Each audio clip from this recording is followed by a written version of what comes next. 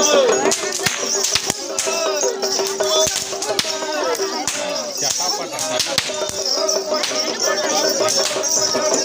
ಹೇ and ತಮಾಸು, welcome to ನನ್ನ dream ಜರ್ನಿಗೆ. ನಮ್ಮೂರಲ್ಲಿ ಒಂದಿನ ನನಗೆ ಗೊತ್ತಿಲ್ದಿರೋ ಒಂದು ವಿಚಿತ್ರ ಸಂಪ್ರದಾಯ ನಡ್ಕೊಂಡು ಬರ್ತಾನೆ ಇದೆ. ನೋಡೋದಕ್ಕೆ ಒಂಥರ ಬುಡಕಟ್ಟು ಜನಾಂಗದವರು ನಡ್ಸ್ಕೊಂಡು ಹೋಗ್ತಕ್ಕಂಥ ಒಂದು ಸಾಂಪ್ರದಾಯಿಕ ಆಚರಣೆ ಆ ಥರ ನನ್ನ ಕಣ್ಣಿಗೆ ಭಾಸ ಆಯಿತು. ದೇವ್ರಾಣಿಗೆ ಹೇಳ್ತೀನಿ, ನೀವು ಈ ಥರ ಆಚರಣೆಗಳನ್ನು ಎಲ್ಲೂ ನೋಡಿರೋಕ್ಕಿಲ್ಲ ಅಂತ ಅಂದ್ಕೊಳ್ತೀನಿ.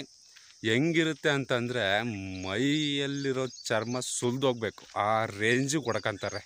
ವಿಚಿತ್ರ ಅನ್ನಿಸ್ತು. ಸೊ ಹಂಗಾಗ್ಬಿಟ್ಟು ಈ ವಿಡಿಯೋನ ಮಾಡೋದಕ್ಕೆ ಇಷ್ಟಪಟ್ಟೆ.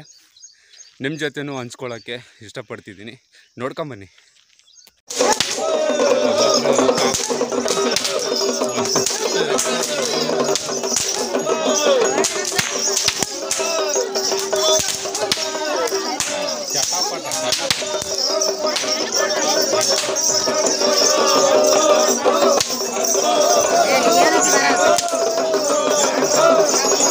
ಈ ಜನಾಂಗದ ಆರಾಧ್ಯ ದೈವ ಶ್ರೀ ಮೈಲಾರಲಿಂಗೇಶ್ವರ.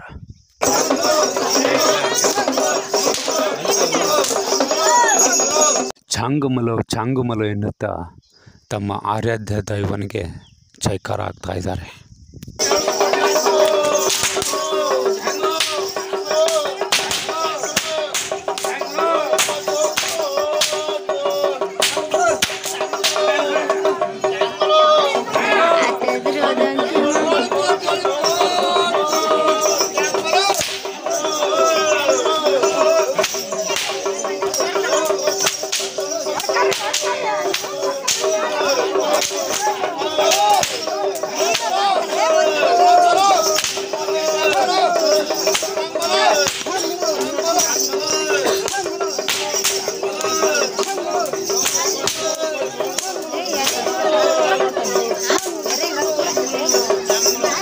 ನೋಡಿದ್ರಲ್ಲ, ಇಂತಹ ಒಂದು ಆಚರಣೆ ನಮ್ಮೂರಲ್ಲಿ ವರ್ಷಕ್ಕೊಮ್ಮೆ ನಡೀತಾನೇ ಇರುತ್ತೆ.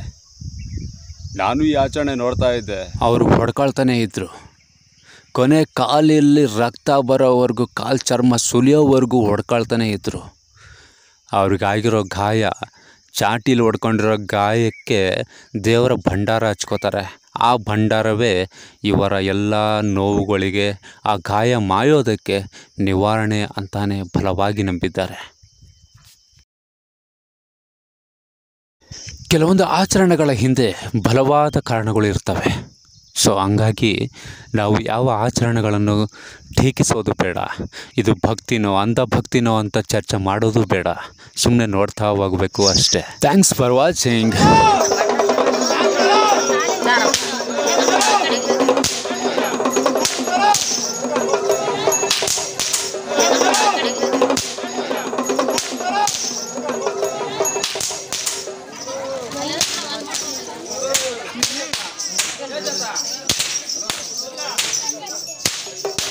ಬರ್ಸ್